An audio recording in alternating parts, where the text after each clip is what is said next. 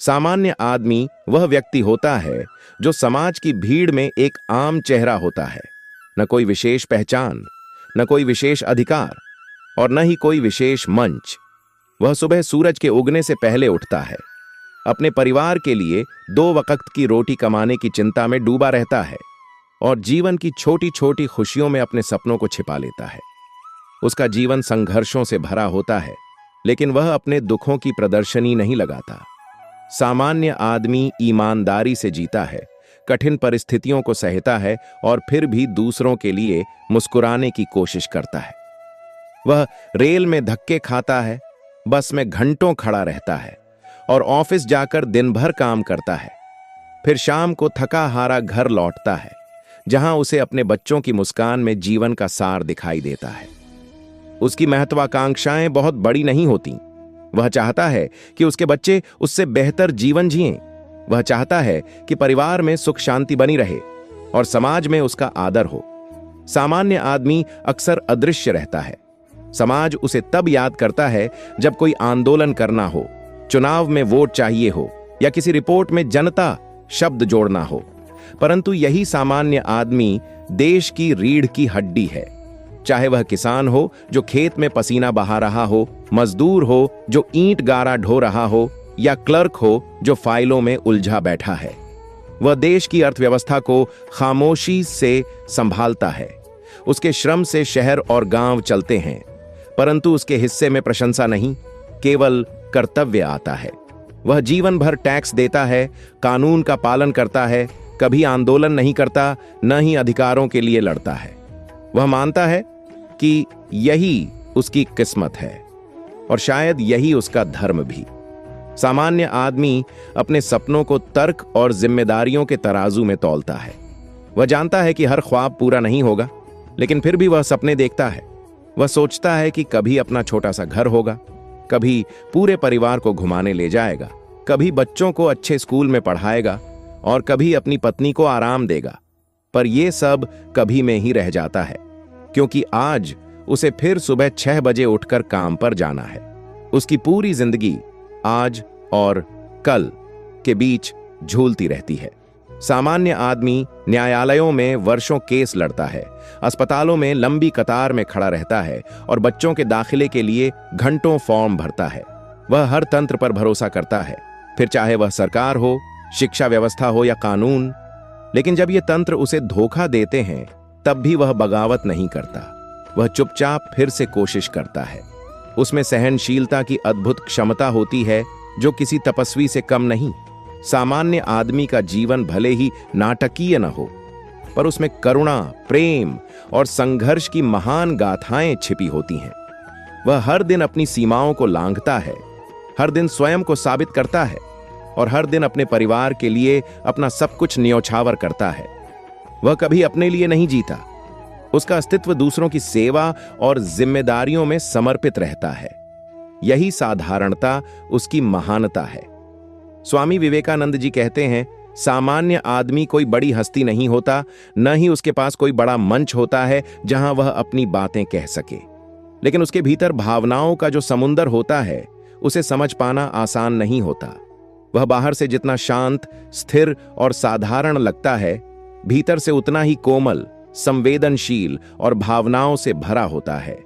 उसके जीवन में रोजमर्रा की दौड़, जिम्मेदारियों का बोझ और न खत्म होने वाले सपनों की कतार होती है।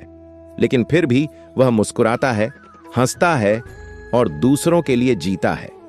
उसकी आंखों में हजारों सपने होते हैं, लेकिन अक्सर वे सपने अधूरे रह जाते हैं।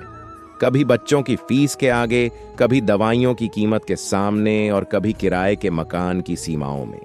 सामान्य आदमी जब सुबह उठता है तो सबसे पहले वह अपने नहीं, अपनों के बारे में सोचता है। उसकी चाय का कप भी उसके लिए आराम नहीं, बल्कि अगले काम की तैयारी होती है। जब वह अपने बच्चे को स्कूल छोड़ने जाता है तो उसके मन में यह बात चलती रहती है कि क्या अगली फीस समय पर भर पाएगा। जब वह बाजार जाता है तो हर चीज को पहले 3 बार देखता है, कहां थोड़ा सस्ता मिलेगा, कहां थोड़ा बेहतर होगा। लेकिन जब बच्चे कुछ मांगते हैं तो वह अपने मन की इच्छाएं दबाकर उनके लिए सब कुछ ले आता है। वह खुद के लिए नए कपड़े नहीं खरीदता, लेकिन जब बच्चे के लिए स्कूल की यूनिफॉर्म चाहिए होती है तो बिना सोचे वह अपनी जेब खाली कर देता है। उसकी पत्नी की एक मुस्कान उसके लिए पूरी दुनिया होती है, लेकिन वह कभी खुलकर अपने प्रेम का इजहार नहीं करता। वह चुपचाप काम करता है, थक कर लौटता है और फिर भी यह पूछता है कि तुमने कुछ खाया या नहीं। वह खुद भूखा रह सकता है, लेकिन अपने परिवार के लिए भरपेट भोजन जुटाना उसका धर्म बन जाता है। उसकी थकान उसकी बातों में कभी नहीं झलकती, क्योंकि वह जानता है कि उसका दर्द उसकी जिम्मेदारियों से छोटा है। सामान्य आदमी जब अकेला होता है तो उसकी आंखें नम हो जाती हैं। उसे याद आता है बचपन का वो सपना जो वह आज तक नहीं जी पाया। उसे याद आता है वह गीत जो वह कभी गुनगुनाता था, लेकिन अब उसके पास वक्त नहीं बचा है। उसे लगता है कि काश एक दिन ऐसा आए जब वह केवल अपने लिए जी सके, लेकिन अगली ही सुबह फिर वही दिनचर्या शुरू हो जाती है। वह फिर से अपने सपनों को मोड़कर जेब में रख लेता है और निकल पड़ता है दुनिया की भीड़ में, एक बार फिर सामान्य आदमी बनने। स्वामी विवेकानंद द्वारा प्रतिपादित विचारों में सामान्य लोगों की आदतों को लेकर विशेष चिंतन देखने को मिलता है। आइए जानते हैं स्वामी विवेकानंद के विचारों के आलोक में सामान्य लोगों की 7 प्रमुख आदतों के बारे में। नंबर 1, आत्मविश्वास की कमी। स्वामी विवेकानंद जी कहते हैं, तुम्हें खुद पर विश्वास होना चाहिए। यदि तुम स्वयं पर विश्वास नहीं कर सकते तो भगवान पर विश्वास कैसे कर सकते हो। सामान्य लोगों की सबसे बड़ी आदतों में से एक यह है कि वे अपने भीतर की शक्ति को नहीं पहचानते। वे सदैव अपने आप को छोटा, कमजोर और असमर्थ समझते हैं। यह मानसिकता उन्हें साहसी निर्णय लेने से रोकती है और वे किसी भी महान कार्य को करने से पहले ही हार मान लेते हैं। स्वामी जी का मानना था कि हर व्यक्ति के भीतर ईश्वर विराजमान है और आत्मविश्वास के अभाव में हम अपने दिव्य स्वरूप को भूल जाते हैं। अतः आत्मविश्वास की कमी साधारणता की पहली पहचान है। नंबर 2, भय और संदेह से संचालित जीवन। स्वामी विवेकानंद बार बार कहते हैं, डर पाप है, भय मृत्यु है, निर्भय बनो। सामान्य लोगों की आदतों में भय प्रमुख होता है। भविष्य का भय, असफलता का भय, समाज की आलोचना का भय आदि। इस भय के कारण वे अपने विचारों को प्रकट नहीं कर पाते, निर्णय नहीं ले पाते और जीवन की दिशा को नियंत्रित नहीं कर पाते। उनके जीवन का अधिकांश भाग केवल संदेह और भय में बीतता है, जिससे वे आत्मा की स्वतंत्रता को नहीं अनुभव कर पाते। स्वामी जी ने कहा था कि उठो, जागो और तब तक मत रुको जब तक लक्ष्य की प्राप्ति न हो जाए, लेकिन भयभीत व्यक्ति कभी उठ ही नहीं पाता। नंबर 3, दूसरों की नकल करने की प्रवृत्ति। स्वामी विवेकानंद का यह कथन अत्यंत प्रसिद्ध है, जो व्यक्ति जैसा है उसे वैसा ही रहने दो।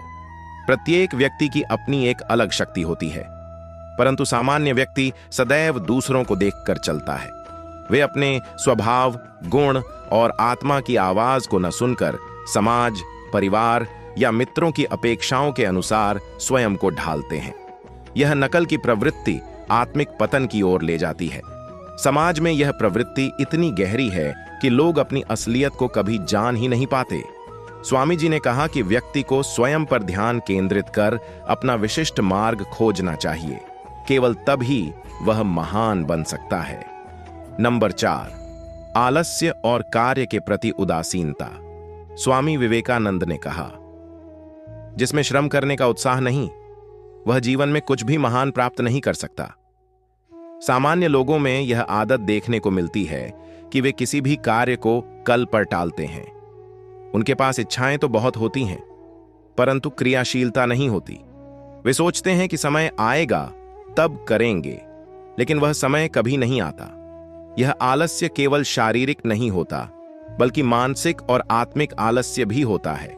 विचार करने में आलस्य, निर्णय लेने में आलस्य और परिवर्तन को अपनाने में आलस्य, यह जीवन की प्रगति में सबसे बड़ी बाधा बन जाता है। नंबर 5, तात्कालिक सुख की लालसा।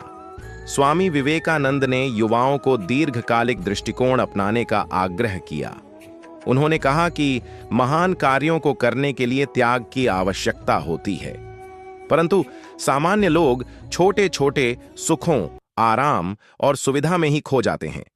वे दीर्घकालिक लक्ष्य के लिए कठिनाई सहने को तैयार नहीं होते, चाहे वह पढ़ाई हो, साधना हो या सेवा। वे चाहते हैं कि बिना परिश्रम के सब कुछ मिल जाए।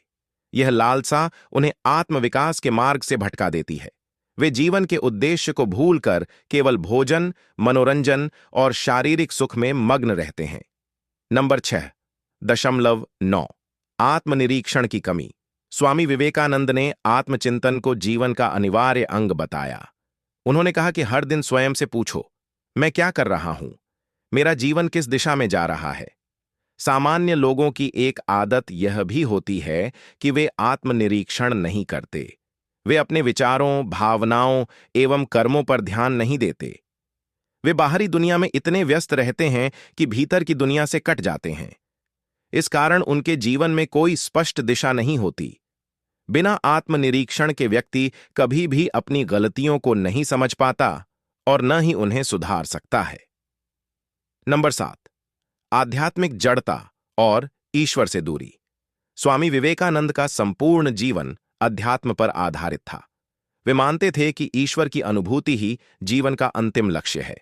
परंतु सामान्य लोगों की आदत होती है ईश्वर को केवल संकट के समय याद करना, पूजा को कर्मकांड मानना और धर्म को केवल बाहरी आडंबर तक सीमित रखना। वे ईश्वर को अनुभव करने का प्रयास नहीं करते। वे अपने भीतर की आत्मा की आवाज को दबा देते हैं। यह आध्यात्मिक जड़ता उन्हें मानवता के उच्चतम स्तर तक पहुंचने से रोकती है।